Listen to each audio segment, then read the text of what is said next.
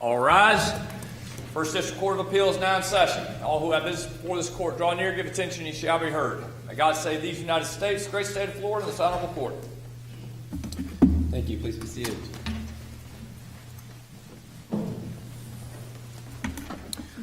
Welcome to the First District Court of Appeal. We have two cases that will hear this morning. We'll take a short recess between them to reconstitute the panel. We'll take them in order. The first case, case number 23-1795, Florida Department of Health versus Pups Pub LLC and Pups Pub Orlando LLC. Counsel for appellant.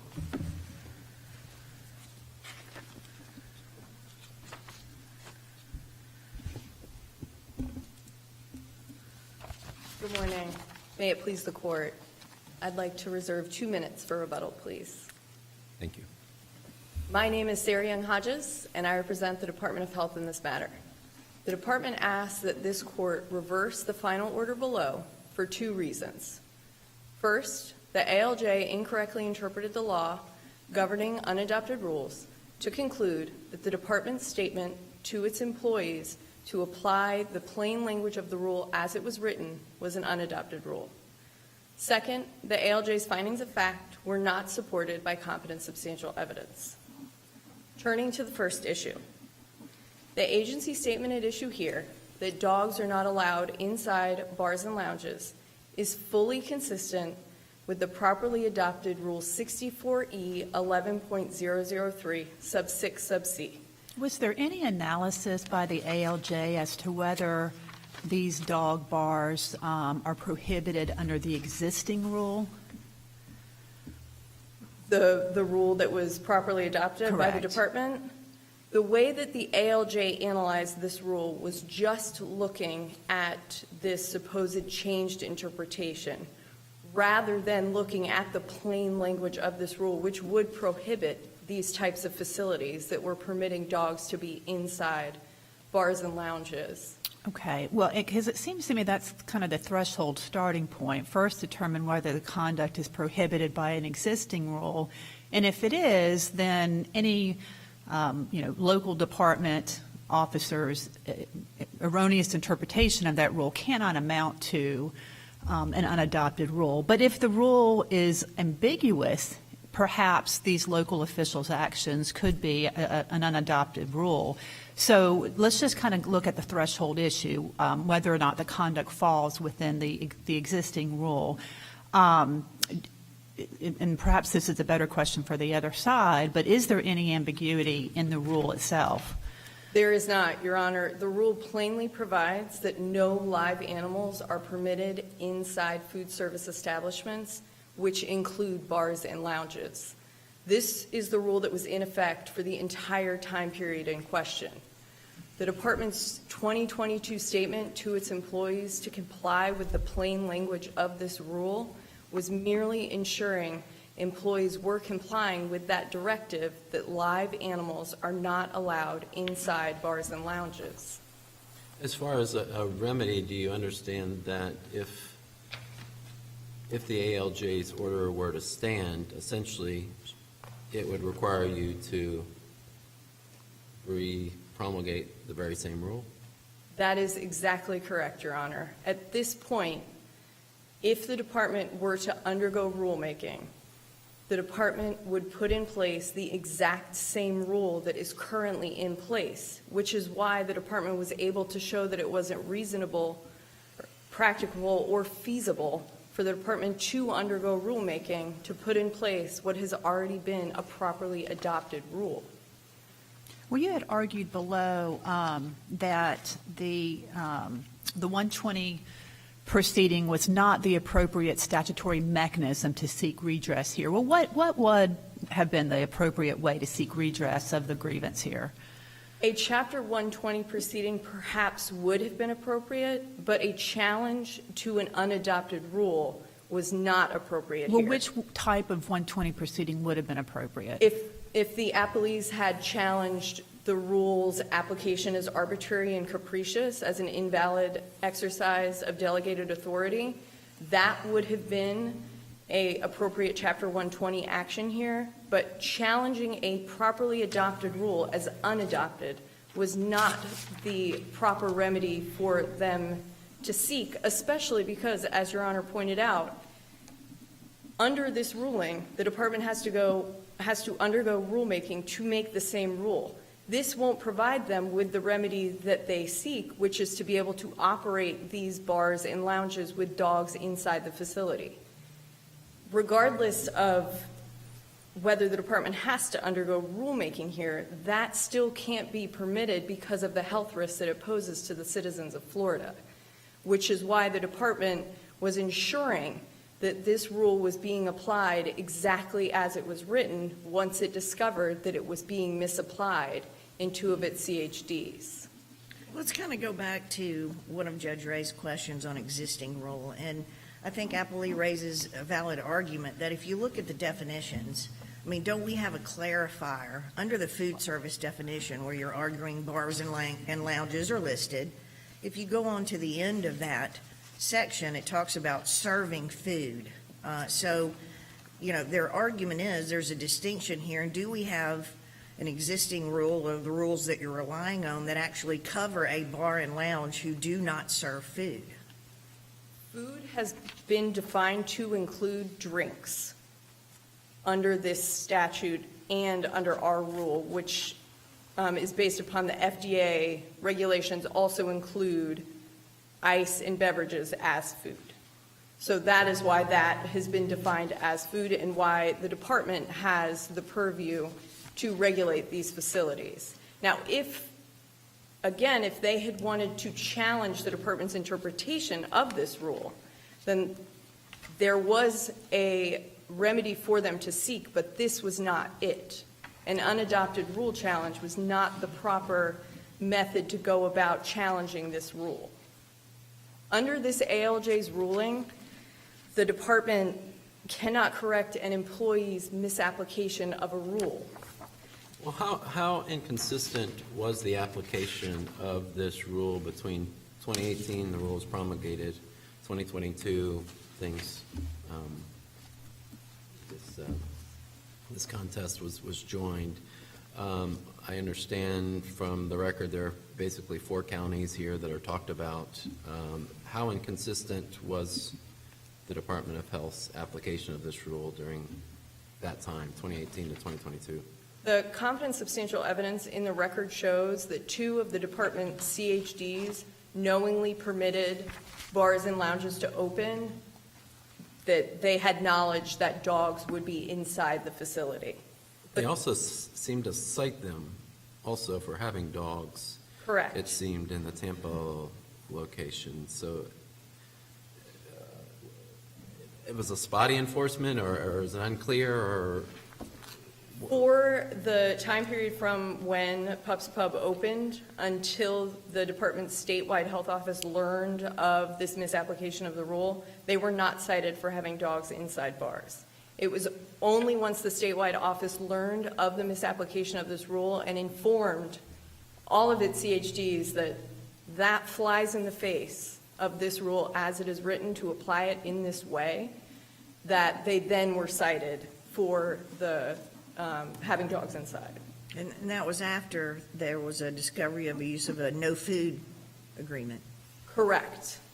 Those no food service agreements were not permitted by rule.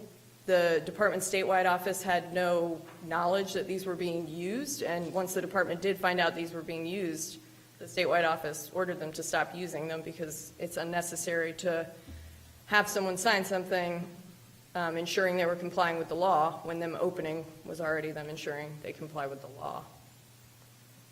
So your argument is that there are means or mechanisms for challenging rogue agency action or rogue employees within an agency, but unpromulgated rule just doesn't fit. Not necessarily, Your Honor. Perhaps in some of these cases that were cited by the Appleys and the ALJ, where there was a rogue employee, that was misapplying a law and changed an interpretation, added new requirements to a rule that was already in place, or completely changed an interpretation of a statute, in those situations, there was an unadopted rule challenge. Here, there was not, because there was already a properly adopted rule. In none of those cases that were cited by the appellees or the ALJ was there an agency directing its employees to apply a properly adopted rule exactly as it was written. That is why the circumstances here are quite unique compared to the case law that is cited in the briefing and below.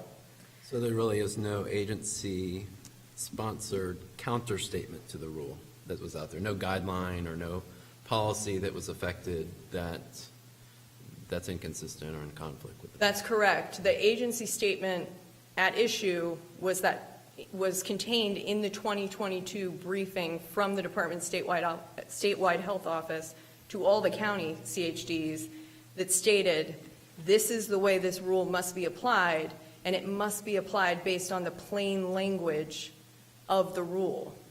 And that this application, with this amorphous minimum separation requirement, does not work with that plain language of the rule.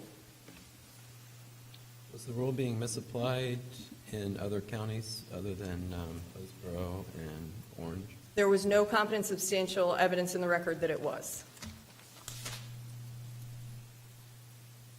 This ruling has broad implications for an agency's authority over its employees, as well as its ability to make its own rules.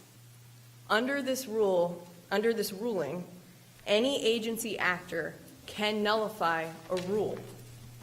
This flies in the face of this court's precedent in Courts versus Agency for Healthcare Administration, where this court stated, under Chapter 120, an agency cannot change its standards at the personal whim of a bureaucrat. By making this statement, the department was ensuring that it was not doing just that. So the concern there is that any bad enforcement of a regulation should not mean you got to go repromulgate the same rule to fix some misapplication or Correct, Your Honor. misenforcement action. That is the department's concern, is that this ruling does have far-reaching implications for the department's authority to ensure that its employees are applying a rule as it was written. Furthermore, the ALJ made findings of fact that were not supported by competent substantial evidence here. There was no evidence presented to support the ALJ's finding that this was a statewide department policy that had recently changed. Rather, the evidence showed that once the state office had learned of the misapplication of this rule, it acted quickly to ensure that its CHDs were applying this rule exactly as it was written. Finally, and as Your Honor brought up, the department... How many health department inspectors are there out there? I mean, the potential, it seems like with 67 counties, each of them has a health department, I assume, and each of them has employees in that health department. So the potential for misapplication or misenforcement that would then prompt repromulgation of the rule at the state level is probably pretty substantial. I mean, if that's the rule. I agree completely, Your Honor. It's, as I stated, this ruling does have broad implications for an agency's ability to make its own rules. Under this ruling, one employee can then essentially promulgate its own rule that then the department would need to enforce if that rule was challenged as an unadopted rule. The department showed that the adoption of this rule was not practicable or feasible. As Your Honor stated, requiring the department to go through rulemaking would result in the same rule. And this would not provide the appellees with the remedy that they seek, which is to be able to operate their businesses with dogs inside the facility. Unfortunately, such a business model poses a health risk to the citizens of Florida, and it's because of that health risk that the department promulgated this rule and enforces it exactly as it was written. If your honors have no further questions, the department asks that this court reverse the final order. Thank you, Ms. Hodges.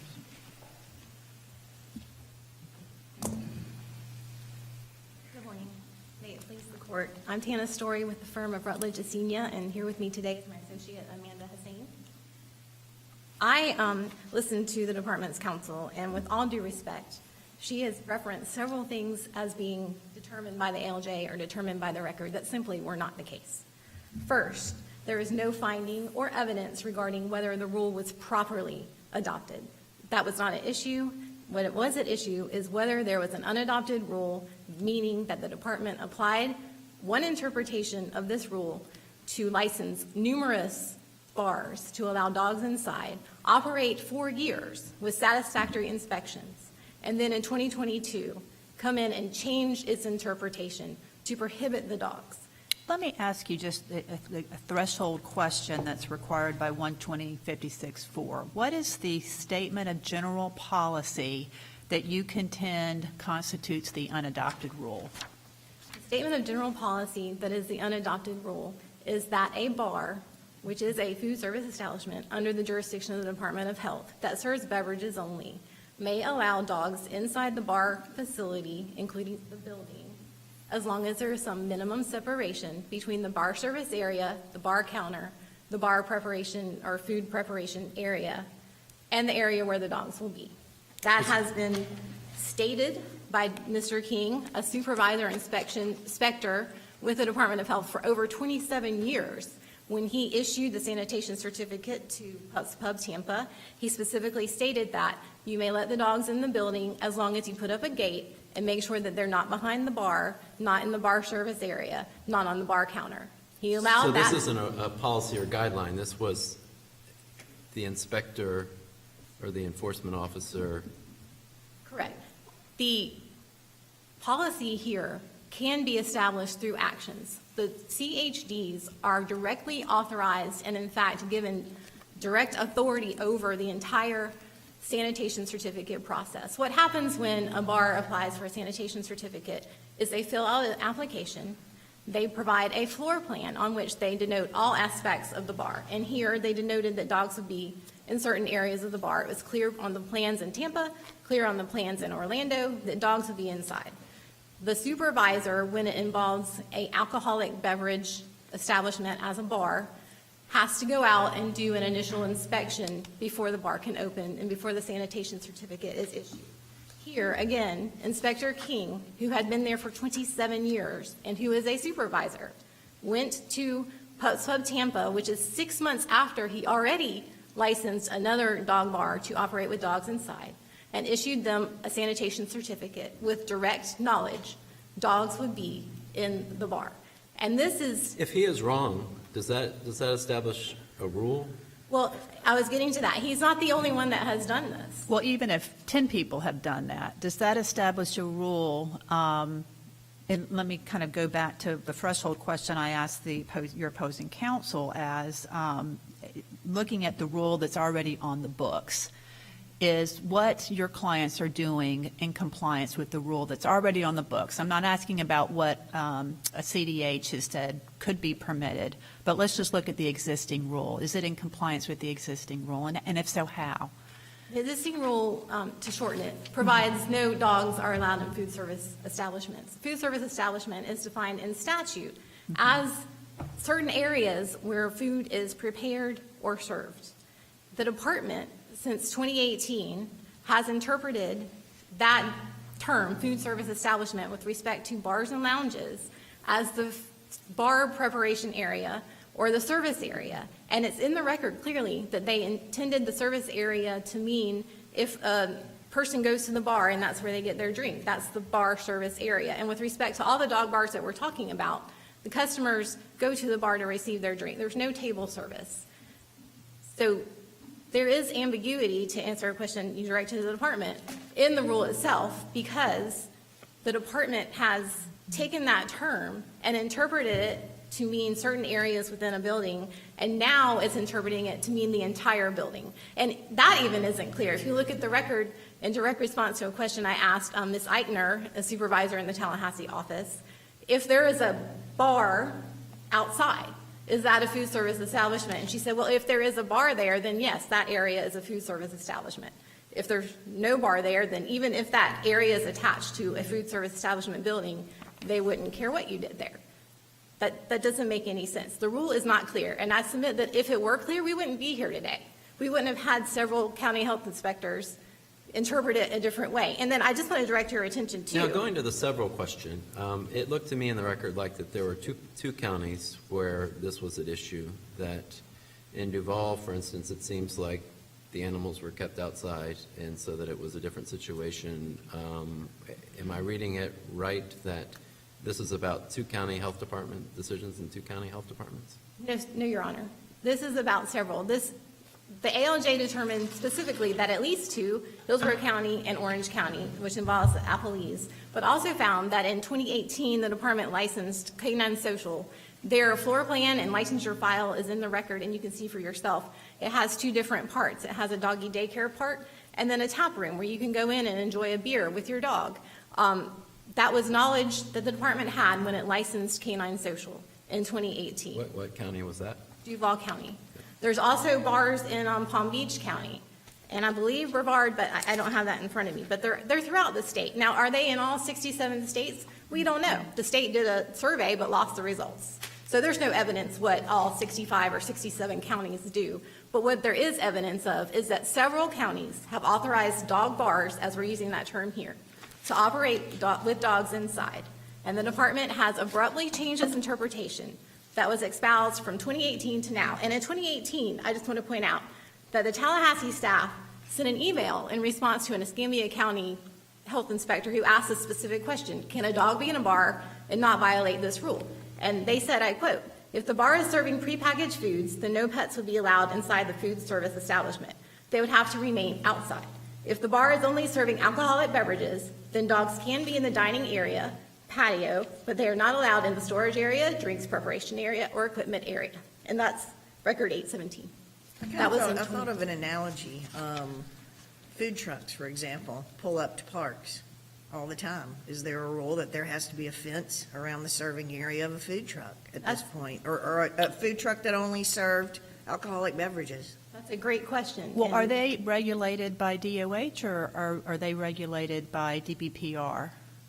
I believe that might be agriculture or DBPR. I'm not sure. I'll let the department My answer whole that question. point in asking that, I mean, because I was thinking about, the many restaurants in which you can, sit outside and have your dog accompany you. But my understanding is that is that's not what we're dealing with here. That's regulated by DBPR, and there's ordinances that get into to what extent you can have dogs in those facilities. But we're talking about entities that are regulated by DOH.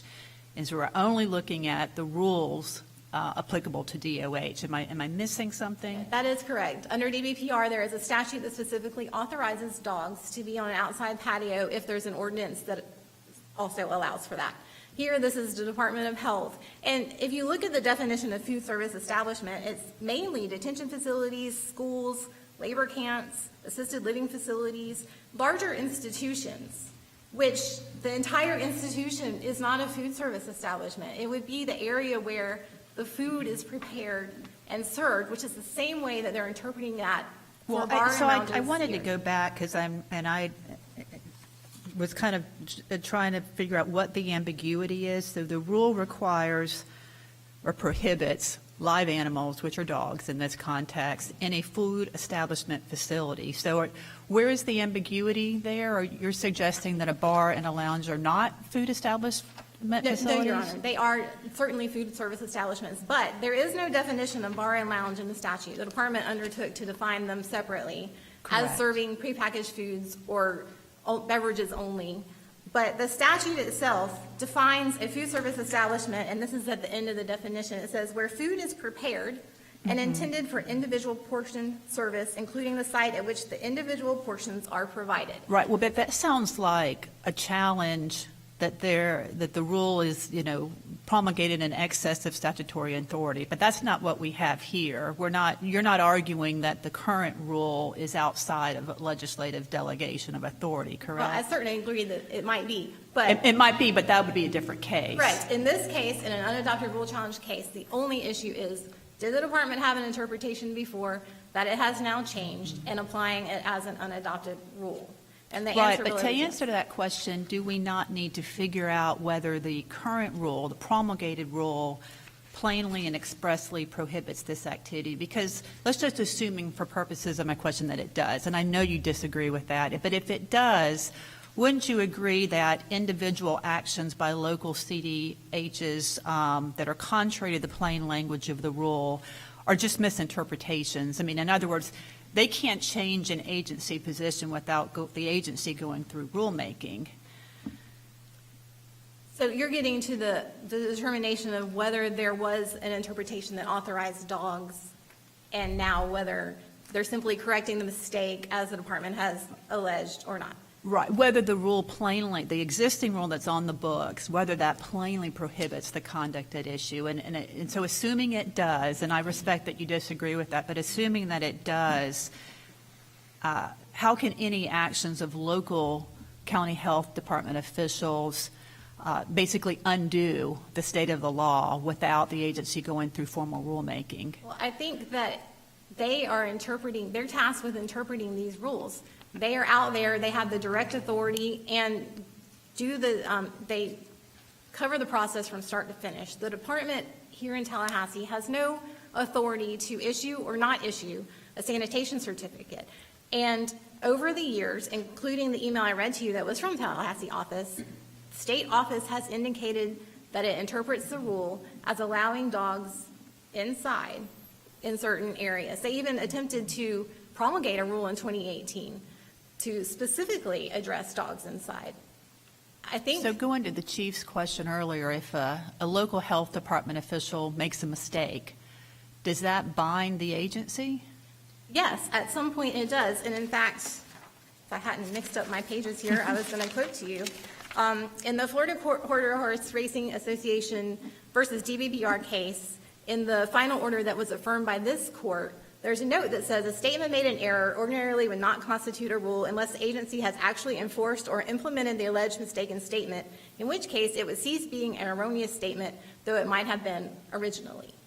That is, I think, what's happening here. There were several that announced this interpretation, including the Tallahassee office. The department is trying to put its head in the sand, not look around and understand what the trend is and what they've done in the past, to come in here today and allege. Well, the time here is very short, right? We're talking 2018, the rule came out. 2022, we have this case. And so it seems like that what's going on in these counties is a little different in each place. We got this new thing called dog bars going on out there that are, and they're wrestling with it, and what's happening out in the field is a little bit different than what's happening at home, maybe, while they're figuring this out. But it's hard to see that there's a statement from the top that, I mean, I don't see a policy or guideline, I just see the rule, and the rule seems to be pretty clear. So where is the rule change during 18 to 22?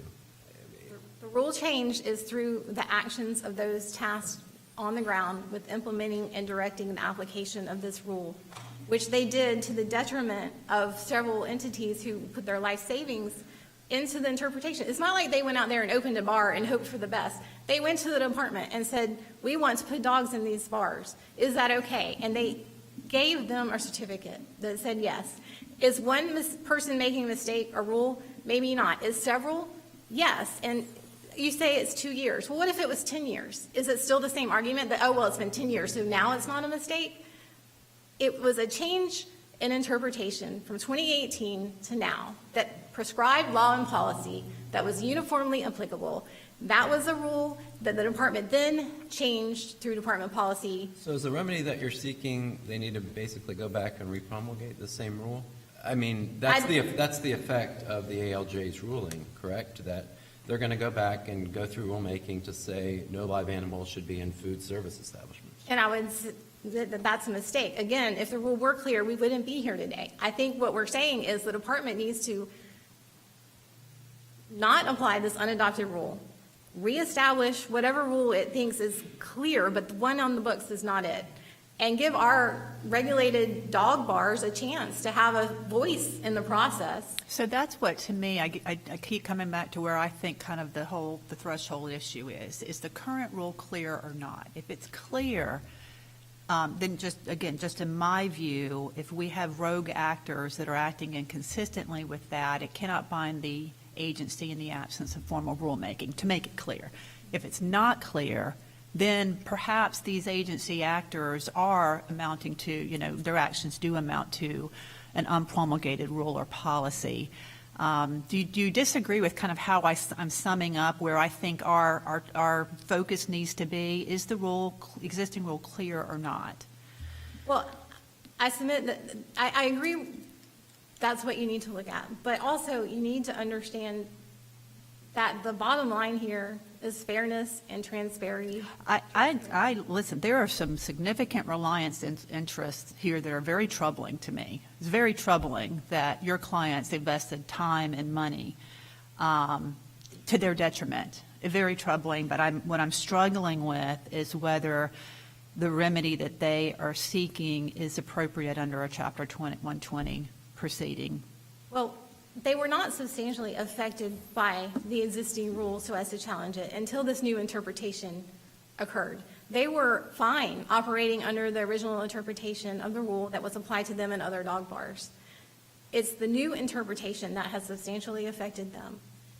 And it was determined that the better way to proceed in this was to challenge the unadopted rule because they, like I said, they were fine with the way it was going. That was the established policy from 2018 to now. There's case law. The department cannot change their interpretation on a whim. That's exactly what happened here.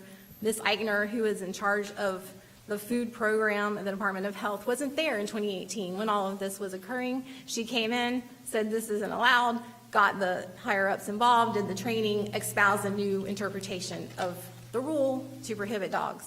Well, I mean, is the inconsistent application sort of de facto ambiguity that, Yes, yes.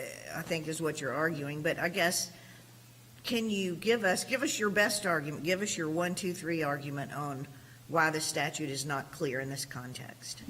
Why the statute is not clear? Exactly, which hits the crux of Judge Ray's question, the threshold question here, which is this rule clear with respect So to this situation? Again, the statute limits food service establishment under the Department of Health to the area where food, which is beverages in this case, is prepared and intended for individual portion service, including the site at which the individual portions are provided. The department's 2018 interpretation interpreted that statute definition, which is for food service establishment, which is the term that's used in the rule. Dogs are not allowed in a food service establishment, as meaning the areas where the beverages are prepared and served, as in the email in 2018, as in Mr. King's inspection report that said no dogs allowed on the bars, no dogs behind the bar service area, bathrooms or storage area. They can be in the open area, is consistent with the statutory definition of food service establishment. Now the department is coming in and saying, no, they can't be in the building at all. Well, that's not what food service establishment is defined as in statute. That's not how they applied it for years to authorize these operations to occur. And I think it's totally contrary. Well, I guess to me, the phrase in the definition, where food is prepared and intended for individual portion service, et cetera, there's a bar and lounge that may fall under that category that prepares food under that phrase, and there's a bar and lounge like this where there's no food preparation, it's drinks only. So is that an ambiguity? Is that hit the center of Judge Ray's concern on the threshold question? Yes, I agree that could be another ambiguity in the rule. Yes.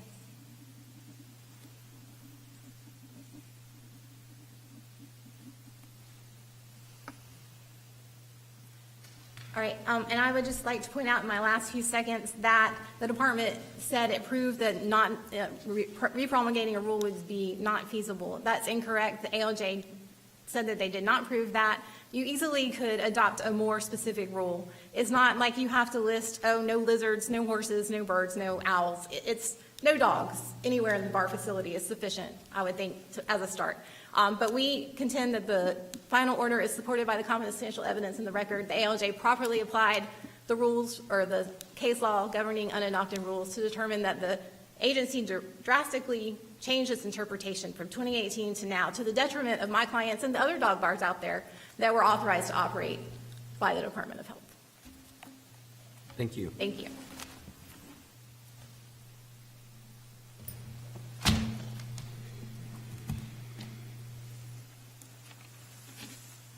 May it please the court.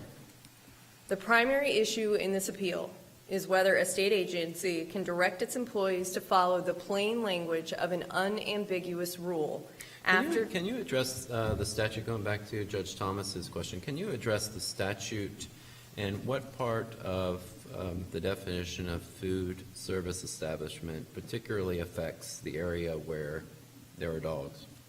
The department does not interpret the statute in that fashion. The way that the plain language of that statute reads is that a food service establishment is a bar and lounge. And then the legislature saw fit to include other situations where there would be a food service establishment that may not necessarily fit under the various entities that were listed within the statute. The department does not read the statute to provide that food service establishments are only the areas where drinks are served and prepared. The food service establishment is the bar and lounge in total, which is why this rule is unambiguous. It specifically provides that live animals are not allowed inside bars and lounges. That includes the entire facility that is the bar and lounge. The ALJ incorrectly interpreted the law governing unadopted rules to conclude that the Department of Health's statement correcting a misapplication of a clear, properly adopted rule was an unpromulgated rule. The competent substantial evidence in the record shows that the department did not change its interpretation of this rule. Rather, it corrected the misapplication of this rule once it learned that this was happening within its CHDs. Because the department was acting in accord with a properly promulgated rule, there was no unadopted rule here. If your honors have no further questions, the department would ask that you reverse the final order below. Thank you.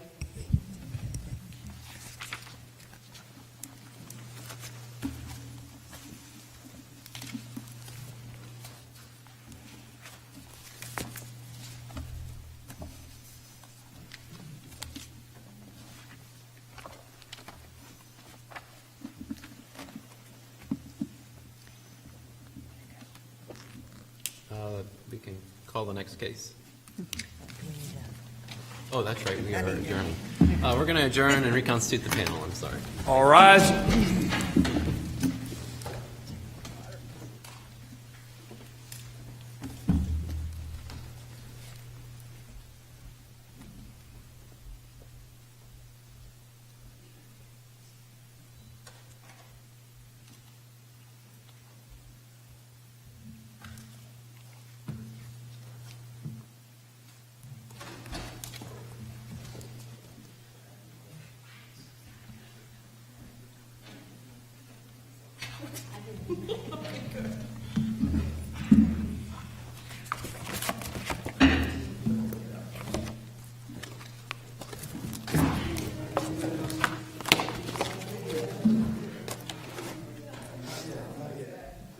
There you are.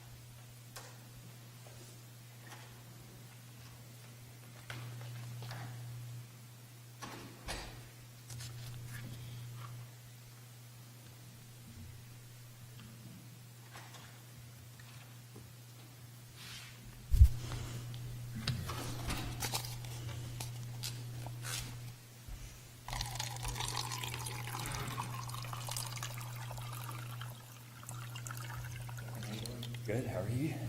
Good to see you.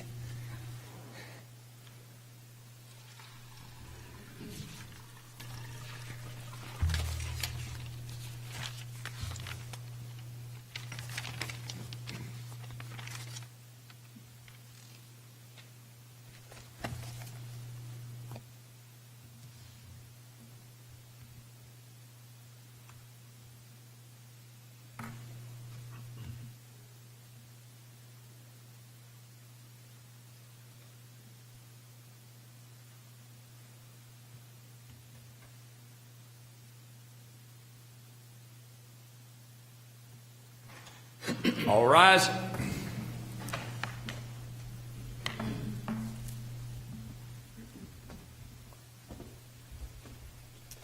Thank you. Please be seated.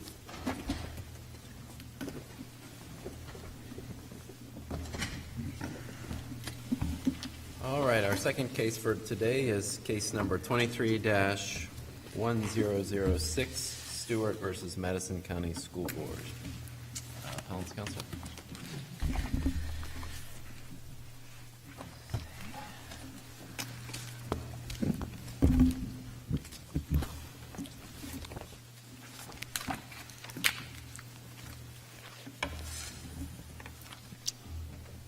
Good morning, Your Honors, Mr. Sanders, and may it please the Court. My name is Tom Skolko, and I represent Cindy Stewart in her appeal of the order of the Judge of Compensation Claims that we contend erroneously barred her entire case based on the running of the statute of limitations. With me at counsel table is my co-appellate counsel, Shannon Macklin, and I would like to reserve 4 minutes for rebuttal. Very good. Thank you. In Rice versus Reedy Creek, this court held that where a claimant has a pending petition for benefits at all times between the filing of the first petition and the hearing on the last petition will not be barred by the statute of limitations. Here, because Ms. Stewart had a pending petition for benefits at all times since her first petition was filed in April 26 of 2020, Rice controls and the statute of limitations did not run, and the JCC's order was erroneous. So distinguish these cases, sort of the Rice and Black line, it seems, versus the Moyes case. And I guess what distinguishes those lines of cases, and why does your case apply? Why does Black and Rice apply to yours? Well, Moyes, from the very first sentence in the opinion to the last full paragraph, makes clear it's addressing an entirely different issue than is present here, which is the interplay between Section 440.25(4)I, which permits motions to dismiss for lack of prosecution, and Section 440.19(3), the statute of limitations provision. Because this case and Rice do not involve a motion to dismiss for lack of prosecution, Moyes is easily distinguishable, and Rice controls. Does that answer? I'll ask my next question unless the Chief has any follow-ups on that one. I want to kind of put our cases aside for a minute, and I want to try to peel back the layers of the provision that an entitlement to an attorney's fee in a petition for benefits can somehow toll the statute of limitations. And so separate and apart from what our cases has said on that, what is the statutory basis for allowing purely the issue of entitlement to fees to independently toll the statute of limitations? There's several reasons for that. First, in Crittenden versus Stone, the Florida Supreme Court held that entitlement to an employer-paid fee is a benefit to the claimant given the self-executing nature of the Workers' Comp Act, and normally a claimant would have to pay their own fee. But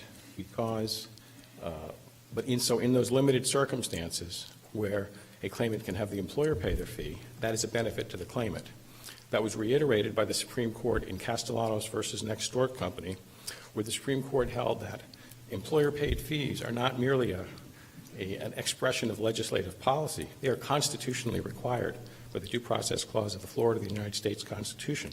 Right, and then I appreciate those cases that say that, but I'm more focused on the tolling effect for statute of limitations and the the general law, the statutory law that says that an entitlement to attorney's fees can independently toll the statute of limitations? That's established by the plain language of Section 440.19 sub 3, which provides that a petition for benefits that meets the specificity requirements in Section 440.192, which is subsection 2 of that statute, tolls the limitations period. And if you look at Section 440.192, which deals with specificity requirements, subsection J provides that any disputed issue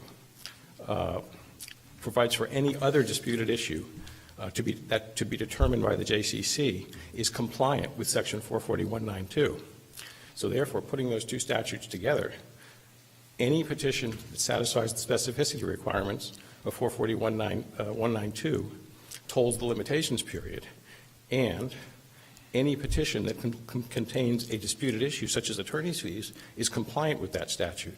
And therefore, this Court's decisions in Black, in Longley, Hospitals East, Rice, all those cases are not just consistent with the statute, they're required by the statute.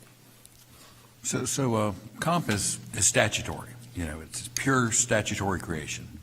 And I'm trying to get my head around whether the legislature would intentionally create a statute that provided that their statute of limitations could be tolled for years just because there is a so-called pending entitlement. I don't see what the entitlement was to attorney's fees that was not brought to fruition.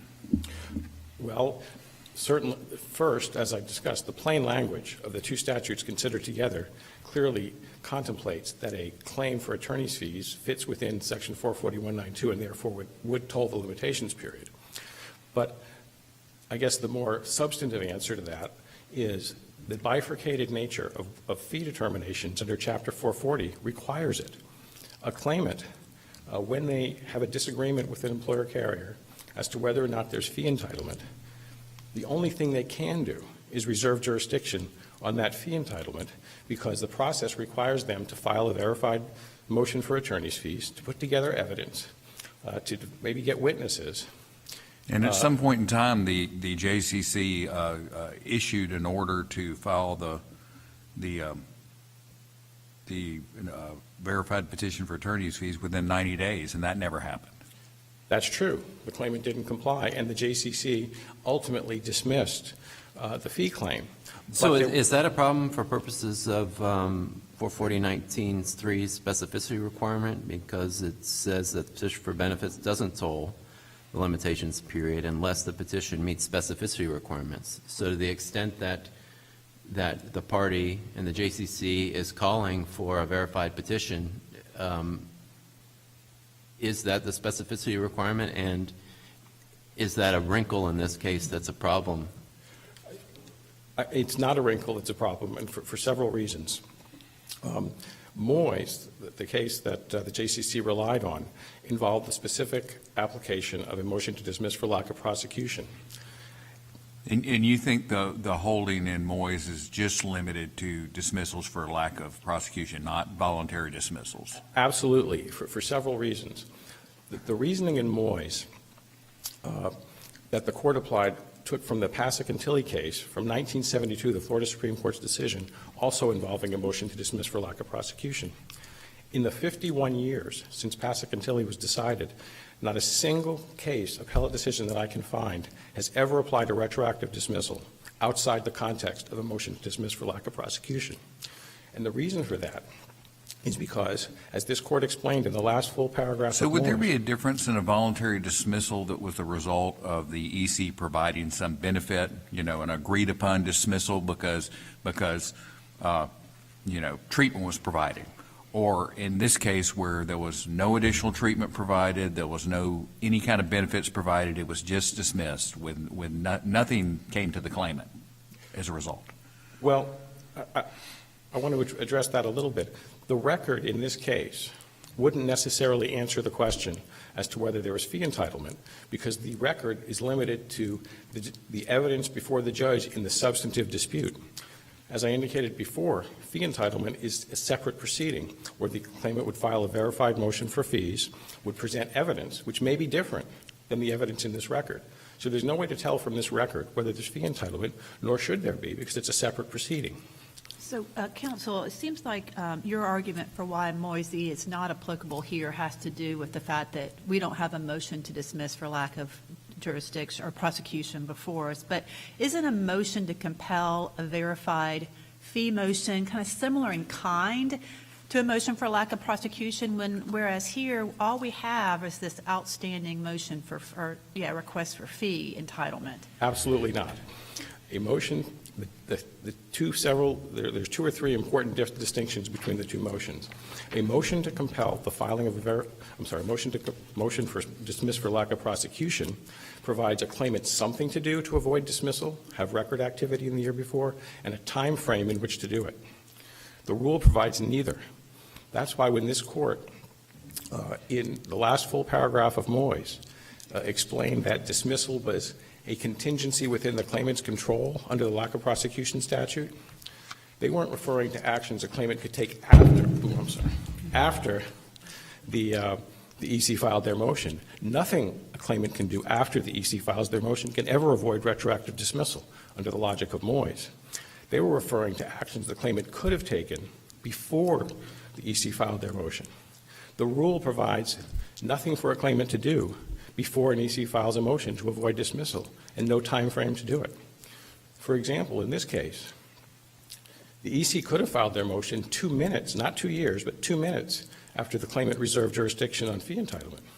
What could the claimant have done to avoid dismissal? But on the other hand, I mean, just kind of give me on the grounds, obviously with limited to the record, why do we have these attorney fee issues outstanding after years of no activity in the case? I mean, why isn't the claimant moving to resolve the fee claim?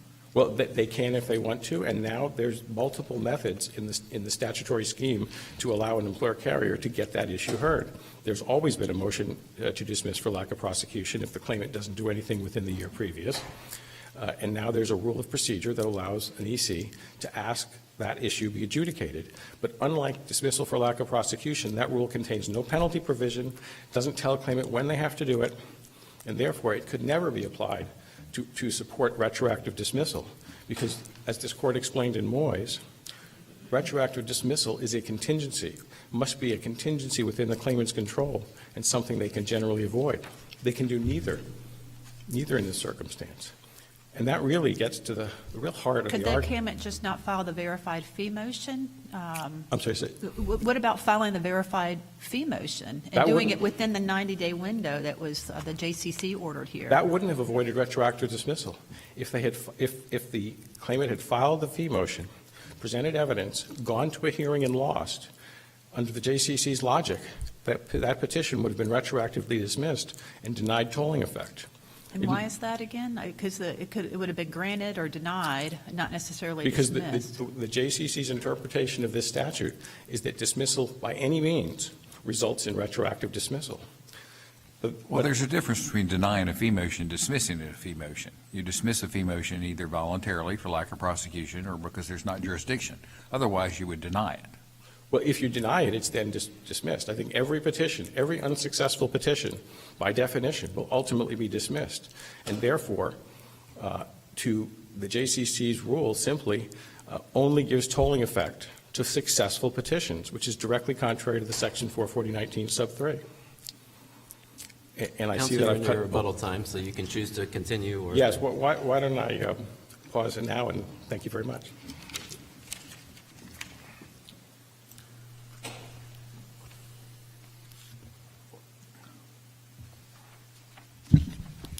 May it please the Court. Todd Sanders on behalf of the appellees, Madison County School Board and Florida School Board Insurance Trust. Good to be back. I want to address some of your questions, Your Honor. I know that the Moyes issue, for lack of a better phrase, has been extensively briefed. There are 3 pending cases on that same issue. By my count, I think there's 12 briefs in this Court right now on that.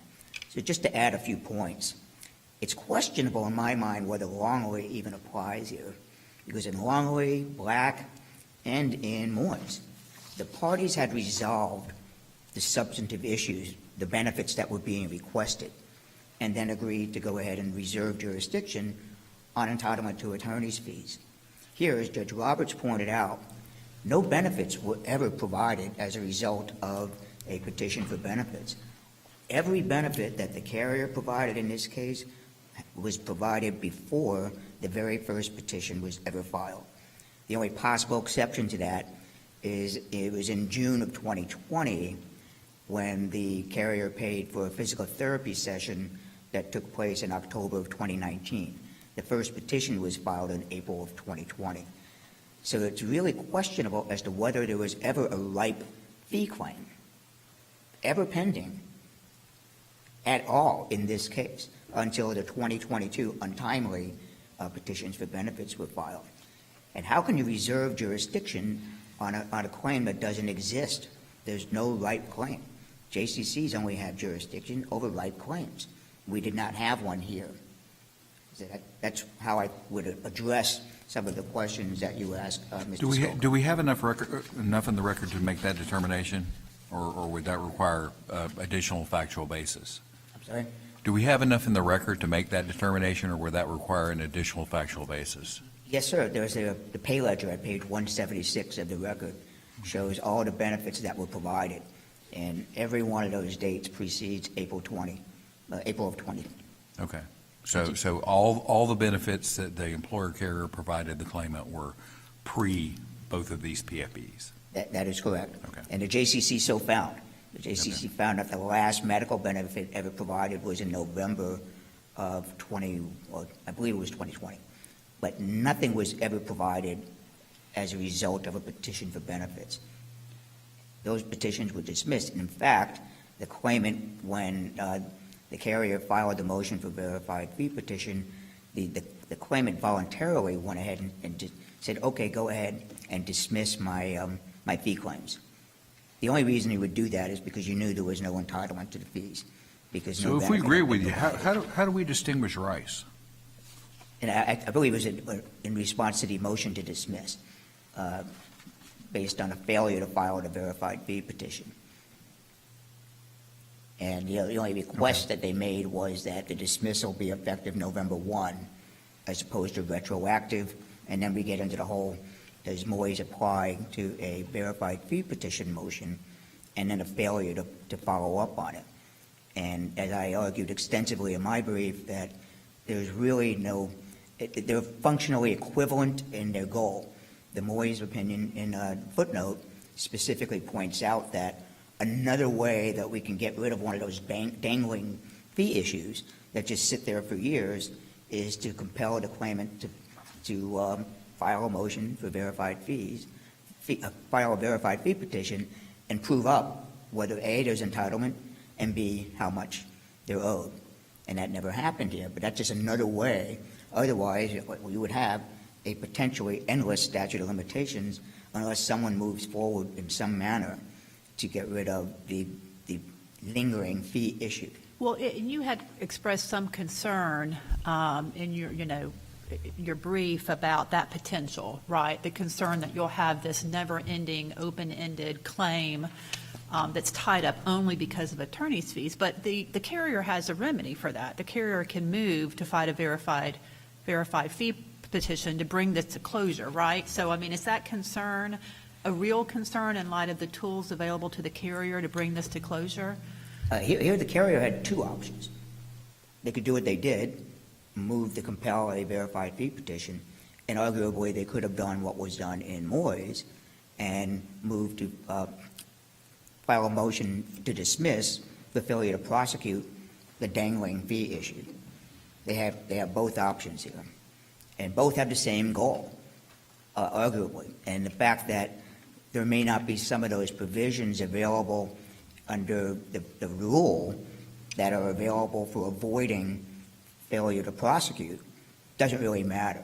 There's no entitlement to an endless statute of limitations. But I think, and I think this was Judge Ray's question, is that the employer carrier has the ability to make sure that these things aren't dangling for years. They they can file for a verified fee petition right away and bring this thing to fruition. So the concern that claimants are able to use this to toll statutes of limitations forever, there's a way for the employer carrier to make sure that doesn't happen. So doesn't that obviate that concern? It does, and that goes to my point, though, that they're functionally equivalent, and therefore the Moyes rationale of retroactive dismissal and getting rid of the tolling effect of the petitions with the dangling fee issue should apply in this case as well. And the claimant relies heavily on subsection 3 of the statute of limitations. Say, all I have to do is file a facially sufficient petition, and I can toll the statute of limitations. But as this court said in McBride, that simply says that, yeah, you can toll it, but it does not address the tolling effect of an earlier filed and then subsequently dismissed petition. So yes, you can file a petition and you can toll the statute of limitations, but then if you dismiss the petition except for the fees, that statute doesn't talk about that, and that's part of what we're here about today. Can you have a fee issue holding up the statute of limitations if there is no fee entitlement? That's what we're arguing. There's no valid right claim. So does your response then hinge on the determination of entitlement? So, I guess let me take you back to the question that I asked the opposing counsel. Do you agree that the statute allows a tolling effect when the issue is solely entitlement to attorney's fees and the petition has, on the substantive portion, has otherwise been dismissed or resolved? Do you believe that the statute provides that entitlement to fees can continue tolling the statute of limitations? I see nothing in the statute of limitations provisions that say that. It just says a petition. And what is it? A petition asking for generally? Benefits for the worker. The system doesn't exist for fees. And so I believe what I heard the response to my question is attorney's fees are a benefit. It is it might not be medical benefit, but it is a benefit that is constitutionally authorized to the claimant. And so help respond to that aspect of the argument. It is a benefit if there's entitlement. If the lawyer has obtained a benefit for that claimant, rather than the claimant having to pay their own attorney for obtaining that benefit, it provides for the carrier to be able to pay for that to pay that fee, and that's what the Supreme Court has said is the benefit that accrues to a claimant. But if you don't have any benefits obtained, then there's no fee attachment, and if there's no fee attachment, then how can we reserve jurisdiction on something that doesn't exist? But they did. And this happens commonly in cases. They reserve jurisdictions for fees and something where I don't even see where fees occur. So in workers' comp cases, a petition for benefits is filed. And that's what gives the JCC jurisdiction to over the case, right? Yes. Without a PFB, there's no jurisdiction of the JCC. So when they dismiss the PFB, how does the JCC have jurisdiction to reserve jurisdiction on attorney's fees? And if they have reserved jurisdiction on attorney's fees, is the PFB actually dismissed? Because they need a PFB to have any jurisdiction at all, right? That's a good question, Your Honor. I would say no. I mean, you dismiss your petition, you dismiss your petition. Now, parties can stipulate, and judges can, if you have an actual pending issue, and reserve jurisdiction. Well, I don't see how parties can stipulate to the jurisdiction of the JCC without the statutory prerequisite for the jurisdiction existing. I would agree. How can you reserve something if the petition's been dismissed? Well, if they reserve something, the entire petition has not been dismissed, just the substantive part of it, I guess. That is the argument that the claimant makes. Yeah. Well, and some benefit may have been obtained as a result of filing the PFB, and then it's dismissed. The benefit was obtained sort of outside a decision, and attorney's fees are owing. Now, I don't have a whole lot of time remaining. I would like to address the second issue raised by the claimant, and that is to what, if any extent, the Ortiz opinion applies here. Well, we've withdrawn the mandate on the Ortiz opinion, correct? I'm sorry? We have withdrawn the mandate on the Ortiz opinion. That is correct, Your Honor. So it's of no precedential moment. I want to thank you very much for telling us that, Your Honor. I mean, for acknowledging that, Your Honor, because the JCCs don't agree. I've just seen orders saying, I know the mandate's been withdrawn, but I'm still bound by it. And I guess what we would ask for is an opinion reaffirming this case, this court's long-standing precedent since at least 1999, that the formula we use to determine if the statute is run is, and the only counting involved is, has more than 2 years elapsed between the date the claimant knew or should have known of the accident, that their injury or condition was caused by a work accident. Because you might have a situation where the person's got a rash and they don't know for months later that the rash was caused by some exposure at work. That would postpone the statute from starting to run. That's a postponement provision. But if you have more than 2 years have elapsed from that day to the date that the petition is filed, this court has held the statute of limitations, 2 years, has run. Then and only then do we look to see if more than 365 days have elapsed since the last time a benefit, if any, was provided. And that's been the bright line test that this court has used since at least 1999 in New Orange County v. Best. And there is an impression amongst the bar and bench that Ortiz somehow changed that, and that now we have a different mathematical equation we have to apply. We have to count up suspension days, and if we get more than 730 of those, then the 2-year statute of limitations has elapsed. That's the way it's being applied right now below, and so we would appreciate, certainly a PCA would be fine. As Mr. Skulka told me when I first went to join the workers' comp unit, there's nothing wrong with a PCA when he was a judge.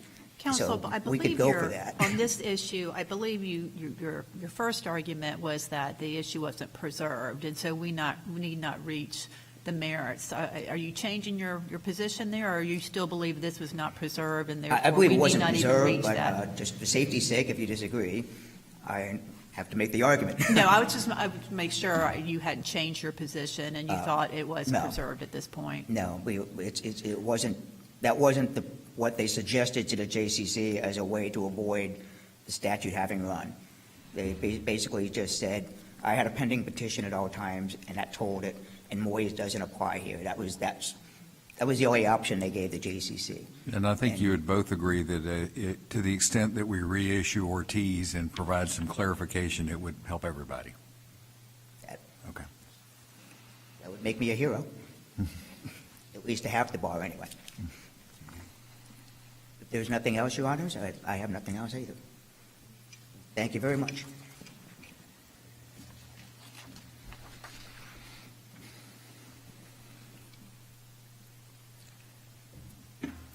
I'll just briefly touch on Ortiz. Judge Padovano in Florida Appellate Practice, I believe, said that the finality of a decision matters to the parties, but it has nothing to do with the precedential effect. Well, as long as the opinion is published, it still has precedential effect and should be followed by the courts. But I really want to talk more about the first issue.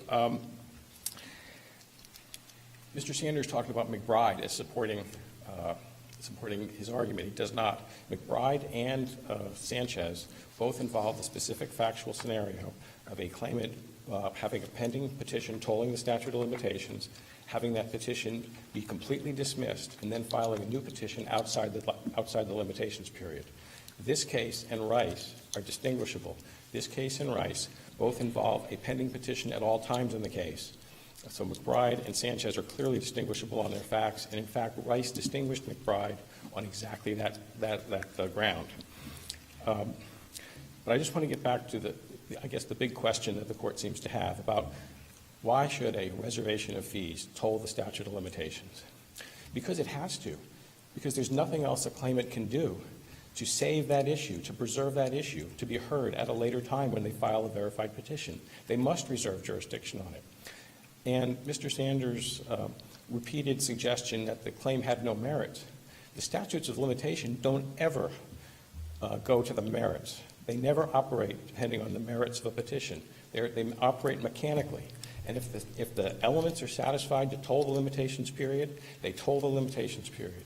And here, the plain language of Section 440.19.3 and Section 440.19.2J clearly provide that a claim for attorney's fees is permissible under the specificity requirements, and therefore it tolls the limitations period as long as it remains pending. And Moyes doesn't change that result, because And that's Moyes true in a deals case like this where the whole attorney fee issue turns out to be a phantom of sorts because it was just went away. Well, the claimant abandoned it, but the claimants file petitions all the time for other substantive benefits. This Court has never assessed the tolling effect of those petitions as to whether or not they were ultimately meritorious or not. The statute of limitations simply does not operate that way. This would be an unprecedented application of the statute of limitations to consider the merits of the underlying claim in determining its tolling effect. The Counsel, legislature. let me ask you one. The JCC, who was, again, dutifully trying to follow precedent, seemed to be focused on language in Moyes, the by any means language, and that by any means is certainly broad. And so in her effort to dutifully follow that language, how do you get around the broad application of by any means to distinguish the case? I see my time is just about to expire. Do I have permission to answer that question? You do. Thank you very much. That language has already been interpreted by this Court in Rice as not meaning what the JCC says it means. In the exact same retroactive dismissal argument was made based on the McBride decision, and this Court in Rice said, no, we didn't mean that when a petition for benefits is always pending. Now, Rice was before Moyes, right? No, but Rice was after McBride. And in McBride. But I'm sorry, but I think the JCC was looking at our most recent pronouncement, and we can get into a whole debate about, if you have opinions that conflict, but I believe the JCC was looking at the most recent pronouncement, Moyes, by any means, the language that was used. No, but I guess I'm sorry, I didn't give a great answer, but what I was trying to say is that language was a quote from McBride. And in Rice, this Court distinguished McBride on this exact fact. So clearly, that language can't mean what the JCC and the EC says it means. Thank you. That's The very Court has no helpful. further questions. Thank you, Counsel. Thank you very much, Your Honor. All right, that concludes our cases for today. We're adjourned. All right.